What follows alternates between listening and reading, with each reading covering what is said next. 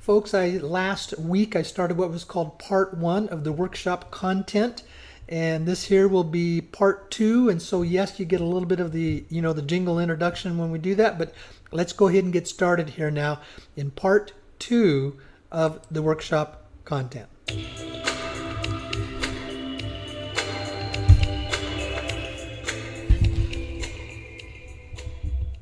Now, what I wanted to go into what is the normal part of the introduction of the program. Now, this goes on for about maybe 20 to 25 minutes, and it talks about the timing of the shift and change that we're going to go through. So let's get started on today's intriguing program. Now, we live in a universe of two worlds, the conventional world and the shadow world, or the private world that is out there. And these two worlds exist in all of the areas that influence our lives. The conventional versus the shadow world exist in the institutions of government, finance, media, politics, education, legal court systems, religious institutions, and others. We have what's presented to us out in the public and in the open in the conventional world.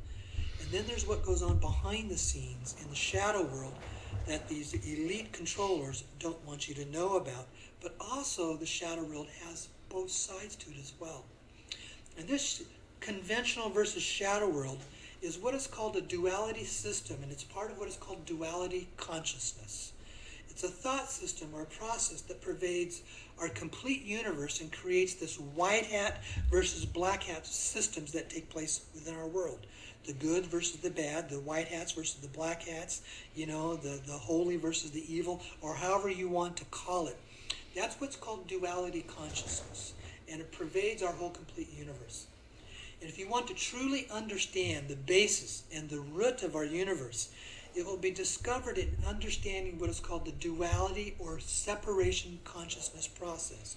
Now, as I use these terms, duality and separation consciousness, they're pretty much similar and parallel to each other. They operate on the same basis is what they do. And I'll get into a lot of that more later in the day. But once you understand it, this separation consciousness or duality consciousness process, and that it creates most of the problems in our world, all of a sudden life and issues begin to make much more sense once it's understood. It puts a context into why our world is the way that it is, why we have so many problems, why we have these elite that create this massive power and control over the others. It's all a part of what is called the separation consciousness process. Now, most of the information that I'm going to give you here in this workshop comes from the shadow world. I don't need to give you the conventional world stuff. It's out there for you to already know. And that shadow world, it's the secret world of the cabal, and their counterparts referred to as the white hats, the benevolent ones, because they both operate in the shadow world.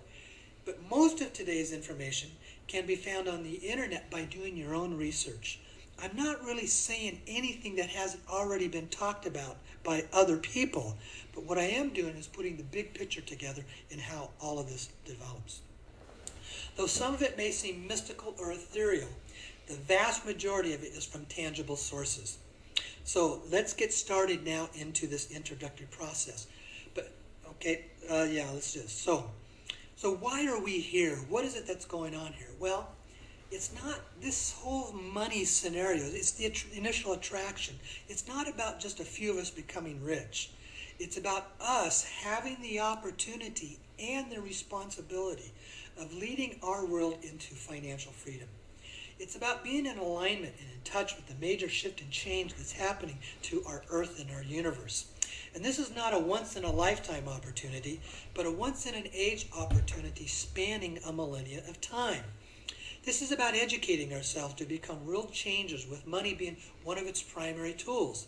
And this is about learning how we acquired this financial slavery, the sources of our freedom, and how we can bring about true change in our world.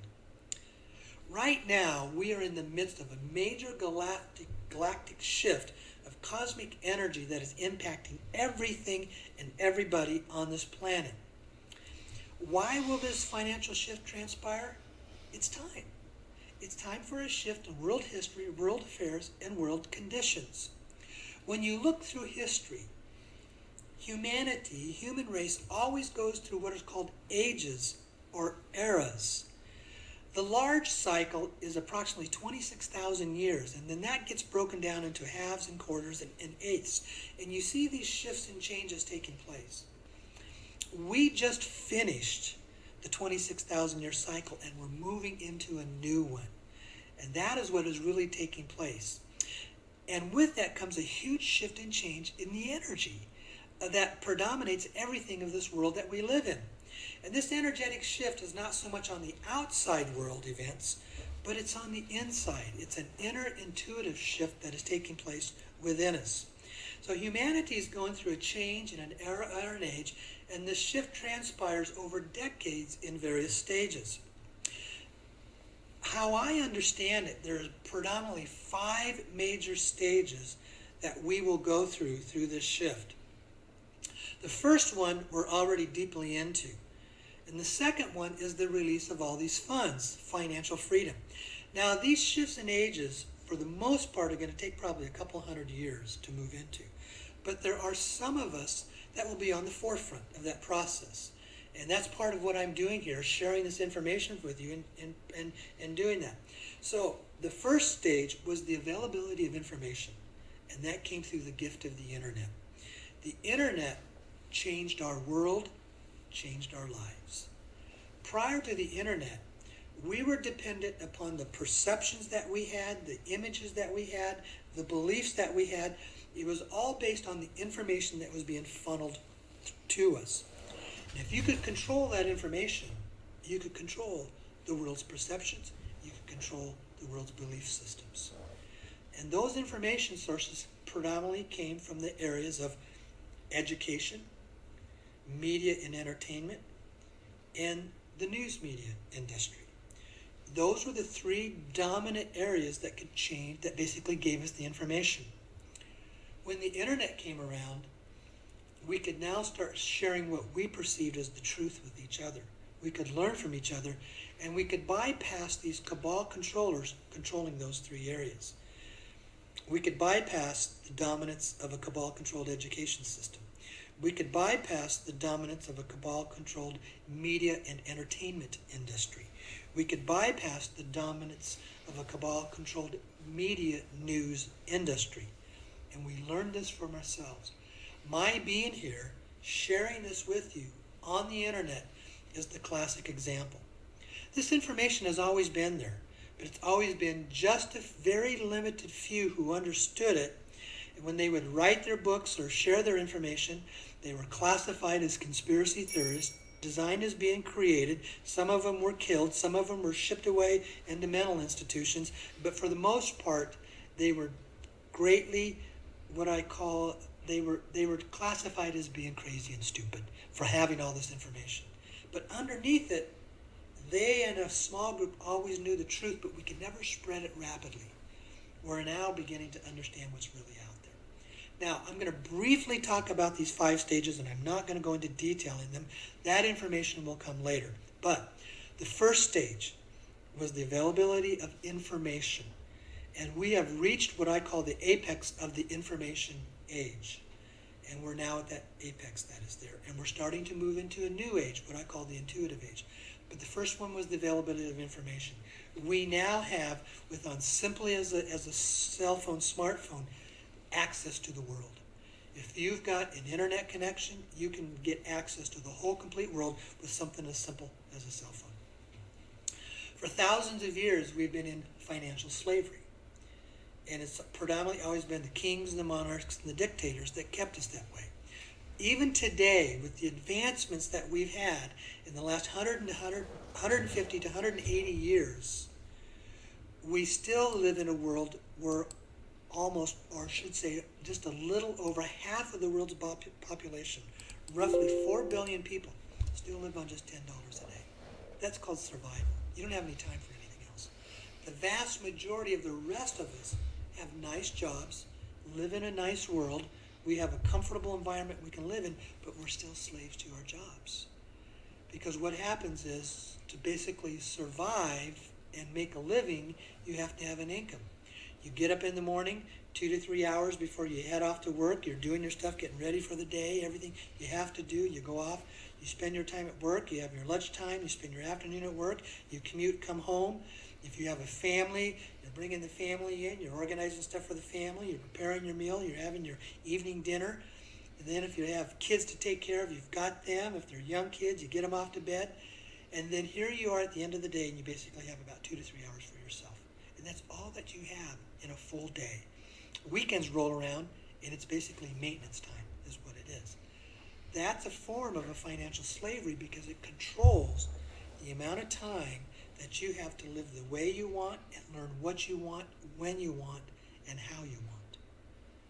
Less than 1% of the world's population lives in a place where they have absolute financial freedom to do what they want, when they want, to go where they want, when they want, and to learn what they want, when they want. When you're in that place, to me, that's true financial freedom. And that's what the funds being released is about, to allow hundreds of thousands of people to move into this new sense of financial freedom so they have the time and the energy to do the work to keep us going into our next stages. That third stage now is what I call the understanding of our holonomic quantum world. The date that I'm doing this video today here is September 19th. And you can go back to my YouTube page and you can listen to or watch my last 3 live streaming sessions that are roughly an hour and a half to an hour and 40 minutes long each. And I talk about this new upcoming shift and change that we're going through and this new holonomic quantum world that we're moving into. The holonomic quantum world allows us to move into a world that the only limitations is the development of our consciousness and how we think through this process. That's another story. I'll get into that later in these series here. The fourth stage is moving into what is becoming full, complete holonomic people. We live in this unlimited world. The sources of those information, predominantly A.R. Borden, Dr. Neruda, Wingmaker's material, and Course in Miracles, and the books by Gary Renard, they basically talk about that we get to start moving into a world that we live beyond what is called the physical limitations of our thought system. We get to do, in essence, all the things that Jesus was able to do. I'm going to talk about later this predominant scientist that was a brilliant, bright man by the name of A.R. Borden. And he had made a comment to a friend of mine. He had said, everything that you saw on Star Trek 30 years ago, we do it all for real. We can do the real beam me up, Scotty, and teleport our bodies because we understand what the physics is behind it and how that we live in a world that is really just a holographic illusion, and what we think is solid and physical is not really solid and physical. It's just a projection of our thoughts along with our 5 physical senses that gives us that sense of perception. And because we believe it so deeply, then we limit ourselves to that. And he says, we are the scientists that learned how to change how we think, change our consciousness process, understand the physics of this universe, and then begin to integrate that into our lives. Yes, they could teleport their bodies anywhere they wanted to because they knew that the body wasn't physical. They could time travel because they understood what Einstein said close to 100 years ago, that there is no such thing as time. Time is just an illusion. They were the best remote viewers in the world. And they also had the ability to use the power of human consciousness to tap into what was called, the etheric world out there and basically make anything appear out of thin air. They could do all of that. That is what is called becoming the holonomic people. Holonomic in the essence of the word is being whole. We are living in a sense of wholeness. We're not living in a world of limited consciousness, limited capacity. And then that 5th stage is when we really truly move into being what is called truly enlightened, or moving into our full, complete light body condition. And if you want to get an example of that, it was what happened and what the life of Jesus was like after his crucifixion. Okay, excuse me, I dropped something here. A little PowerPoint item here to change the slides. Those are the 5 stages. And I don't have time to go into all of that now, but it gives you a foundation of where we are here. So, the if we're going through this change, what's creating this change? Well, it's all about the energy of life. See, Albert Einstein said that everything is energy, and that's all there is to it. Match the frequency of the reality you want, and you cannot help but get anything but that reality. It is no other way. It's not philosophy. It's not a bunch of woo-woo thinking. It's just plain pure physics, that the whole universe is energy. Nikola Tesla said, if you wish to understand the universe, think in terms of energy, frequency, and vibration. And so what's happening as we're going through this shift, the energy frequency of the planet is shifting, and so is everything that is on it. Everything that transpires in this world first starts as energy. It first appears in the etheric, unseen, energetic world before we see and experience it into the physical world. If there was a climactic point of the shift, what most people say, yes, it was that December 21st, 2012 date. That was the climactic date of the shift. Now, the shift changes and transpires over a number of years, but there was what I call that fulcrum point. And this date wasn't just a fable or a prophecy, but it was an actual date that our galaxy completed this 26,000 year cycle and moved into a new age and a new era. Now, the 26,000 years is a rounded number. I think it's something like 25,920, something like that. But what happened on that date is that the Earth and the Sun lined up in a straight line with the center of the galaxy, a 26,000 year cycle to start a new trip around the galaxy, a new age, and a new era. Those of us that understand the basic foundations of astrology, we understand that these planets give off energy. They're energy-producing planets. And when these different levels of frequency and energy, the alignment that they have, are they lined up, conjunct, or whatever the terms that they use in astrology.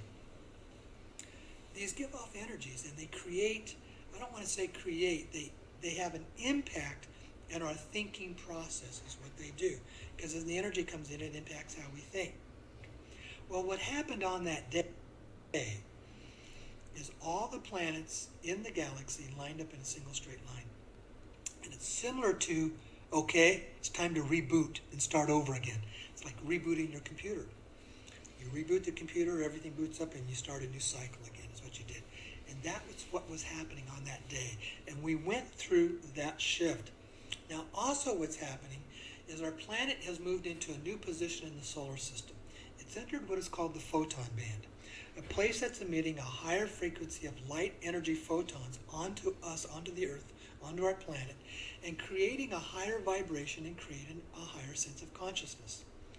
This photon band emitting a higher frequency of light energy is assisting us in the waking up process. Light does that. It wakes you up from a slumber or a darkness. Here is an example of what happens, with the photon band. What you see is our Earth in our solar system, and it moves into that photon band. And it does this for a short period of time in this 26,000 year cycle. Well, the Earth is now fully within this photon band for about the next 2,000 years. And this is a time of the shift and change for the human race. This photon band is a higher quotient of light energy, an electromagnetic wave of radiation light. And this photon band of light energy also accelerates the shift and change of the DNA that is within us, creating an opportunity to have a deeper sense of awareness and consciousness. In essence, it assists us in being able to wake up. This change in energy also creates a higher sense of heart coherence or heart consciousness. It activates an energetic portion of the heart, and I'll talk about that later in these videos. The electromagnetic energy field that surrounds the Earth is measured as the Schumann resonance. For decades, the Schumann resonance was measured at 7.3 hertz. In about the last 4 to 5 years, it has these periodic moments where it doubles with its frequency shifts up to around 16.8 or so. And in the past, it's also a couple of years, it's also had a couple of momentary spikes up to 32. And then something happened on Easter Sunday of 2017. And you can see this here on this chart. It had a temporary spike to 92 hertz. And it's the first time that it's ever been that high that what we are aware of. Well, what happened? Why was it so unique about Easter Sunday? Well, when you think through what is taking place on that day, what we're really seeing is a very high positive focus on the subject of hope.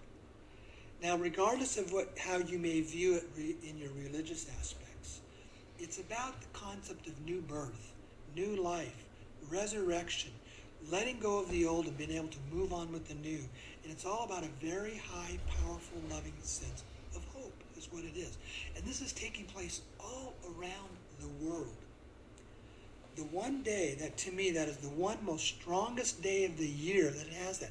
Because Easter is even stronger than Christmas, because Christmas gets mixed messages that is in there. It's interesting when you look at, when people talk about what is the second strongest day. And it's one that we really don't think about, but until you realize what it's the content of its subject is. And that's Valentine's Day. Because what are we doing? We're talking about love. We're talking about loving and caring the people that are close to us, predominantly our basically our partners or our spouses or our family or our lovers. We're thinking about love and we're focusing on that day. And that's a very powerful message. And that's the consciousness energy that we put out that affects the Schumann resonance. Because the energy of the Schumann resonance, it impacts our minds, our thoughts, and our emotions. But when we as a collective come together, we have the ability to shift it. This photon energy increases the energy vibration of everything on the earth. And this energy is not seen by the physical eye, but it can be felt as an intuitive sensation. It's primarily a spiritual experience. And we're in the process of this intuitive evolution at the quantum level. And we're moving from an information age into the intuitive age. As a human race, we're being given an opportunity to expand with it, to expand our consciousness. And we're being given a chance to wake up. And this energy, being a higher consciousness light, brings all of our old stuff to the surface to clear and heal. And light will do that. It exposes all the dark stuff in our lives. And we either adjust with it, or we'll find ourselves out of balance with the universe, experiencing a great deal of disjunct and disruptive experiences. Adjust or experience yourself feeling out of place in this world.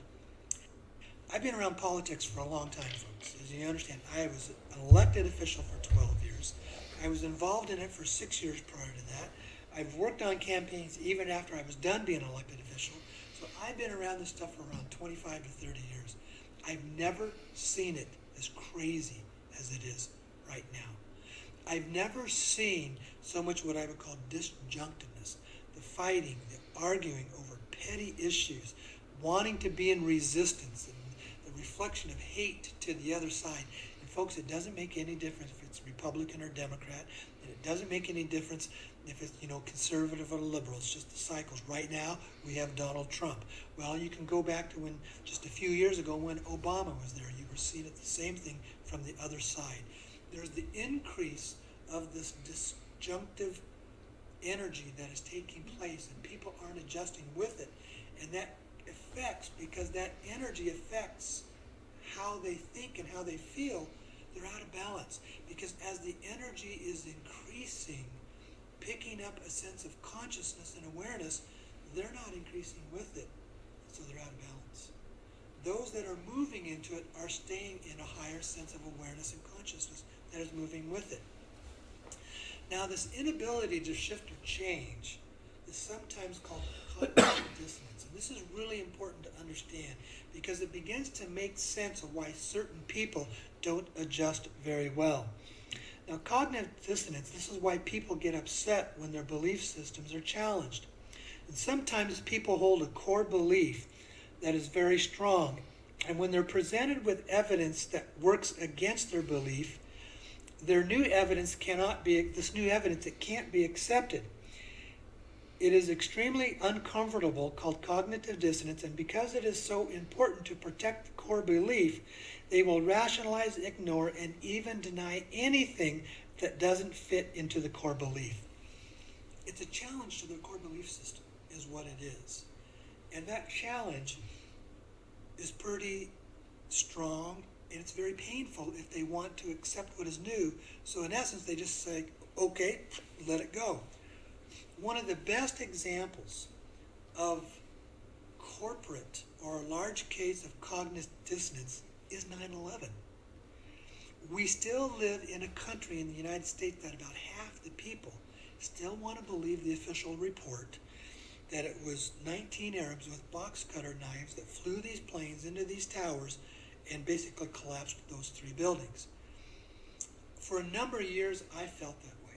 And part of that was because, you remember, I had spent 25 years of my life in the Army National Guard. I was serving in the military reserves.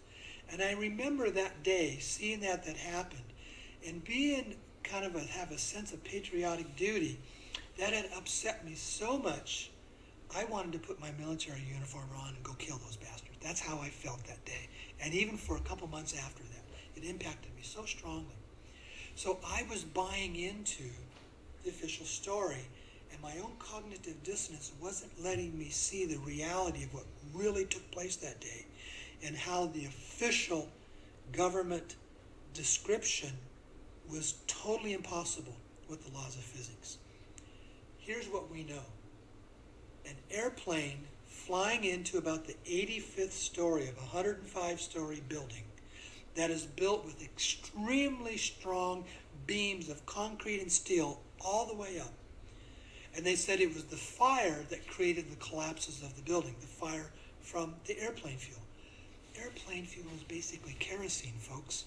It doesn't burn hot enough to turn 85 stories of concrete and steel into dust where it falls at the rate of gravity. That is totally physically impossible. Folks, the laws of physics didn't take a vacation on 9/11. And the official government description is asking us to believe that. But cognitive dissonance doesn't want us to accept the truth because we don't want to accept that it was basically our own people with government influence that collapsed those towers and killed about 3,000 people on that day. Because at the end of the day, it's all about power and control. Now, the more that we find ourselves waking up and working, coming out of our cognitive dissonance to the shift and change, moving past the cognitive dissonance, the more we feel out of resonance with the majority of the Earth's population. We begin to find that it's hard to talk about this with the masses because they would think that we're crazy. But we're beginning to, because of the power again of the internet, we're finding thousands and thousands of people that understand this and believe it, and we can be comfortable in talking about it with. So we find ourselves out of resonance with the masses, but totally in balance with this new energetic shift, and we experience what's called the black sheep syndrome. Hello? How many of you been there? Yes, I know. I've been the black sheep of my family. And I was the black sheep in my times and when I was in politics, because back in my mind I'm saying, this isn't real, this stuff doesn't fit. But even when I was in politics, I felt I couldn't openly, publicly talk about it without being ridiculed. But we begin to, when you move into a new sense of awareness, a new sense of truth, you're going to experience that black sheep syndrome.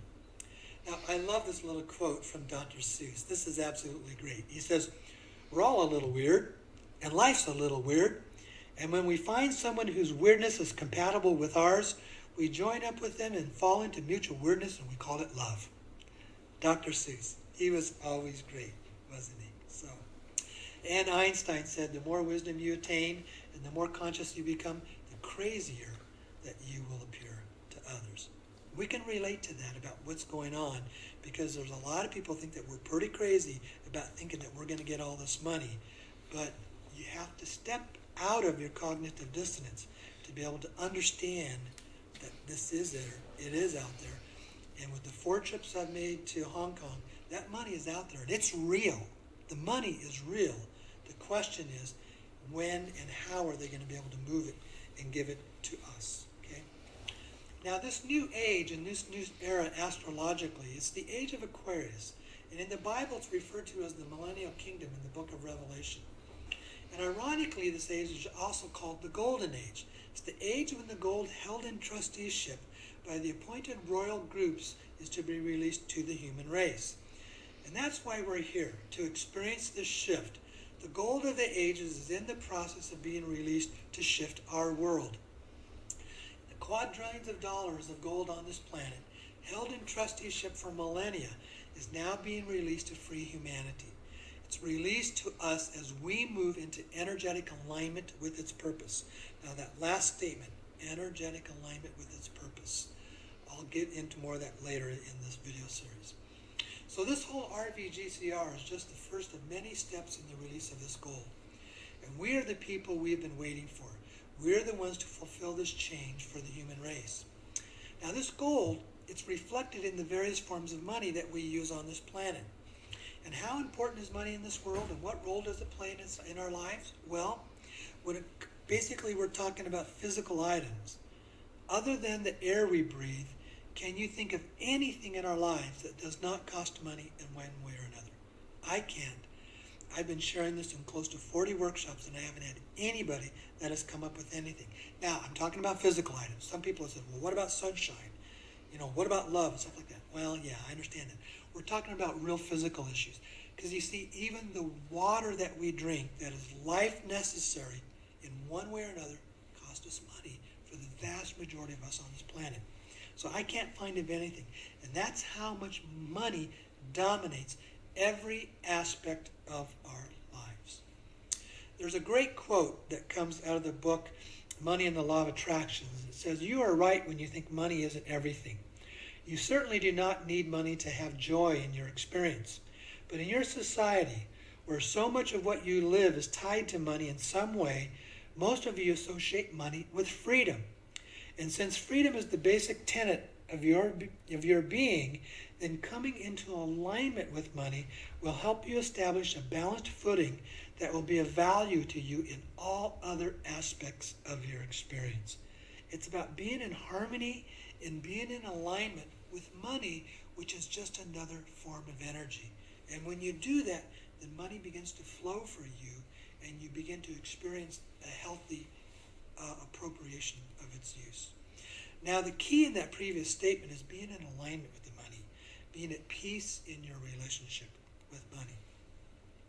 Now, but there's an intense battle and conflict going on over the release of these funds. Now, in the next session, I'll talk about who controls this world's money supply and how they are these dominant, elite, power cabal controllers. And the release of these funds coming from these dragon families, that basically runs in opposition to their power and control. So that's why there's this very intense conflict that's going on. And that conflict goes on in the shadow world. It's not talked about publicly. And even in all these Dinar Guru blog sites, there is behind this a conflict of misinformation that is posted on there as well. So if you're not at peace with this process and the release of these funds, then there's a high probability this conflict will extend into your personal life and a lack of personal peace and freedom. Because see, our human history has been an experience of the masses living under the oppression of a few. And while the elite have been the ones with the massive wealth, their personal lives have displayed much conflict and agitation, as they have been the ones responsible for most of the wars, conflicts, and oppression that has been placed upon humanity. And we have the ability and the responsibility to be the catalyst and the bringers of this change to humanity. We can be the trailblazers to a shift in world history. And as I said, the shift is about the change of the ages. It's about the shift in history. It's about the freeing of humanity, and this is about finding our freedom from millennia of oppression and financial slavery. Now, the old powers that be have operated in a darkness that we refer to as an evil and control and keep the human race in slavery. And new historical research is showing how it has been their plan for millennia, thousands of years, to keep the human race in a form of slavery to serve their purpose. But this is changing as well. Because see, this energy is bringing light to their darkness, and they're losing their power and control. And this change is happening right now all around us. So when will we see an outward shift? Well, it's really up to us collectively, the masses. We are the ones who can create the shift in the energy to create this new world. And the shift and change will come when we, the human race, as a collective, increase our consciousness to a higher sense of peace and to a higher sense of knowing. And this shift will not come from outward sources, but will come from within. And when we have collectively raised the energy vibration of our planet and ourselves, the resources waiting for us in the etheric world will shift into the physical. So the goal of this workshop is to help educate and facilitate us in doing our job to quicken this process. It's about discovering the need and the means for all of us to wake up. So are you ready for a wonderful time of information and change? Because see, light is information, and knowledge and truth is what sets us free, and that's what I'm bringing for you here. As I said, we're moving from the information age into the intuitive age. And this shift is a matter of learning how to go within, learning how to understand that most of our physical world is an illusion, and the unseen intuitive world is what is real, and that's where the real changes take place. And this intuitive age is also known as an experiential age, an age when we fully become acquainted with our feelings and our emotions as they are the language of our soul. So, let's take the rest of this journey into a new understanding together.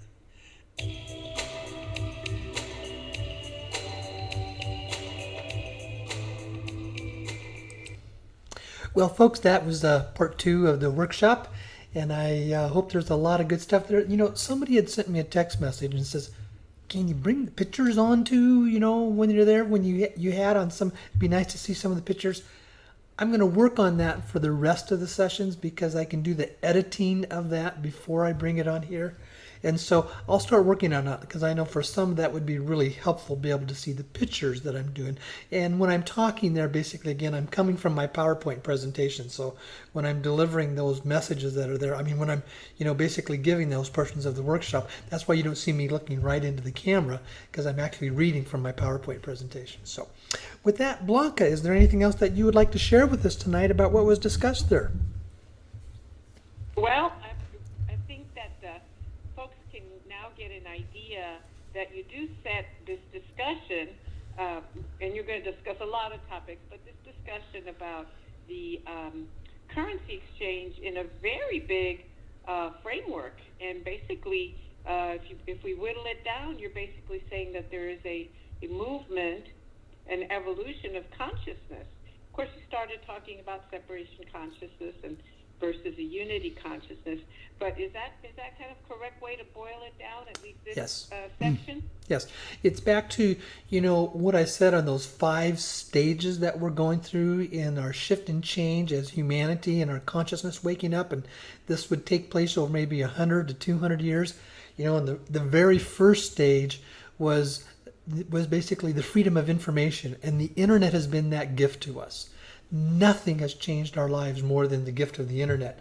From freeing ourselves from dominant controlled information from cabal-based sources that went on for centuries in our lives.